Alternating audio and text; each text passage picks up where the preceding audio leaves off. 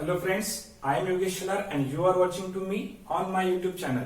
Today I am going to teach you the converse of basic proportionality theorem. Okay? इससे पहले video में मैंने आपको प्रूव करके दिया था basic proportionality theorem which is known as Thales theorem. अब इस वीडियो में हम उसका क्या देखेंगे, कन्वर्स देखेंगे.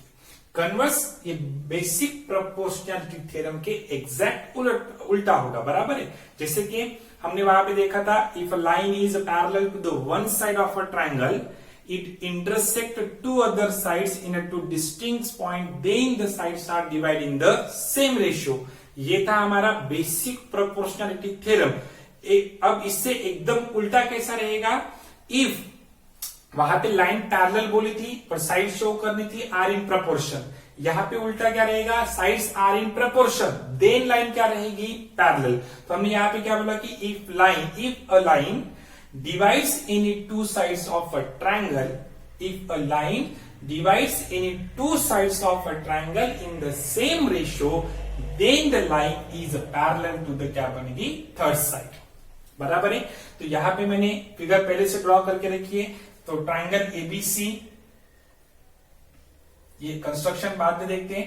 In triangle ABC line L intersect AB and AC at the point D and E respectively. ये हमारा गिवन बन गया, बराबर है. वो इंटरसेक्ट कैसे करती है, आर इन प्रपोर्शन और are in same ratio, means AD upon DB is equal to AE upon EC.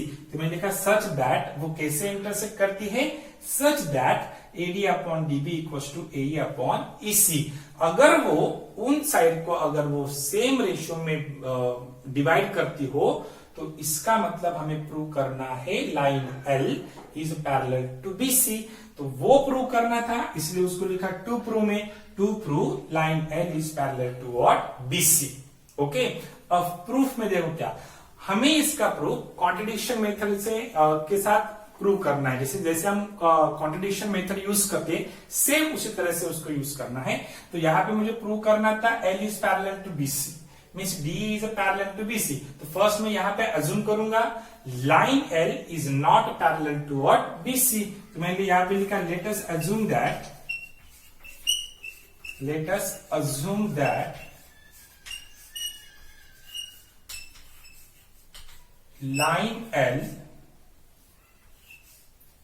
is not parallel to BC. अगर वो पैरेलल नहीं तो हमें कोई तो अलग लाइन पैरेलल ड्रॉ करनी पड़ेगी, इसलिए यहां पे कंस्ट्रक्शन कर दिया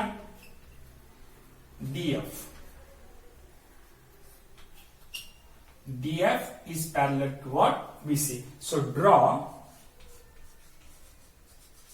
another line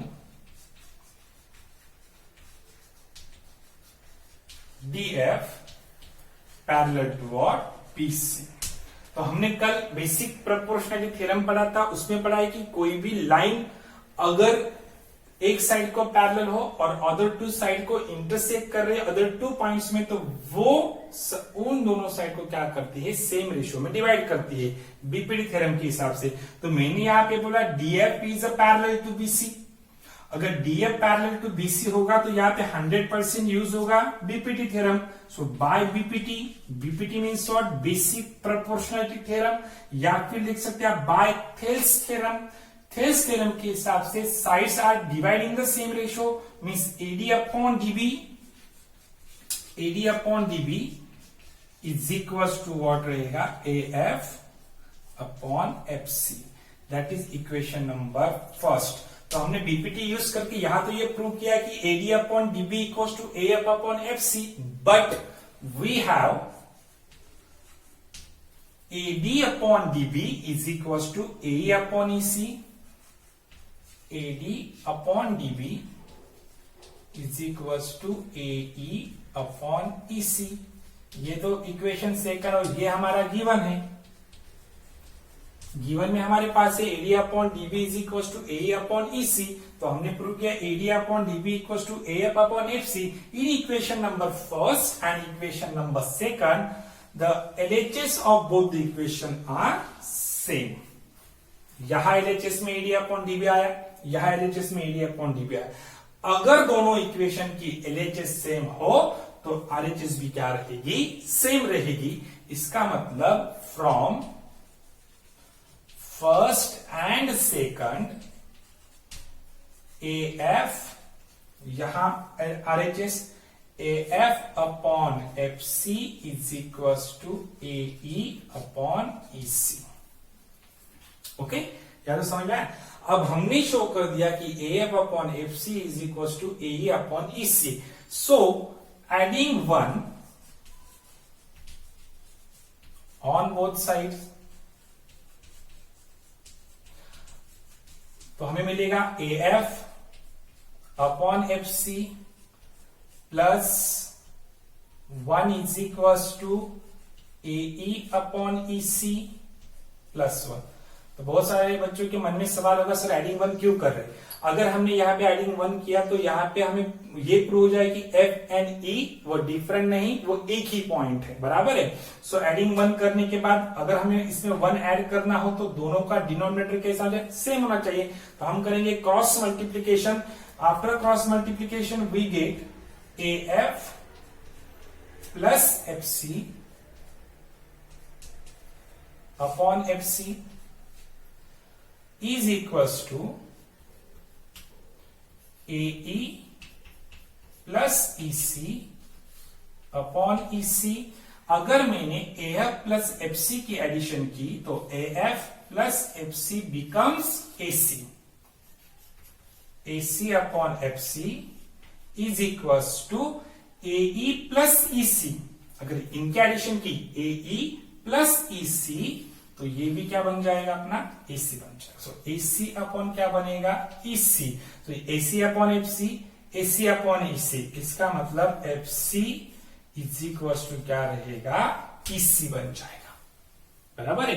अब यहां पे देखो FC is equal to EC, but it is possible, but when F and E are coincide, बराबर है। It is possible, it is possible if F and E coincide, बराबर है। वो अलग अलग नहीं, वो एक ही पॉइंट है। अगर वो एक ही पॉइंट है तो हमने तो बोला था DF parallel to what, BC, and DF is parallel to BC। अगर DF पैरेलल टू BC हमने बोला था और F एंड E दोनों एक ही पॉइंट हो तो इसका मतलब क्या हो जाएगा कि F अगर निकाल दे यहाँ पे E डाल जब DE पैरेलल टू क्या बन जाएगा, BC। Means our assumption is wrong. हमने अज्यूम क्या किया था कि line L is not parallel to BC, तो ये रॉन्ग है। अगर वो पैरेलल नहीं ऐसा हमने अज्यूम किया था तो वो रॉन्ग बन गया था, अब क्या हो जाएगा, वो पैरेलल है। मीन्स यहां पे that is DE is parallel to BC. Our assumption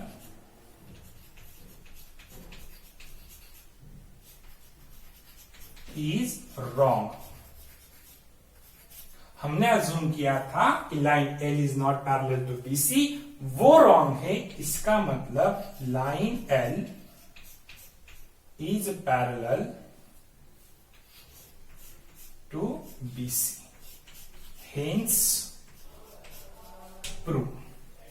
समझ में आया? आपको ये पूरा समझ में आएगा। आपको खाली कुछ स्टेप्स याद रखने हैं। क्या करना है, ट्रायंगल ABC निकाल के लाइन L निकालो, DE पैरेलल लाइन L पे D एंड E ये पॉइंट रहेंगे।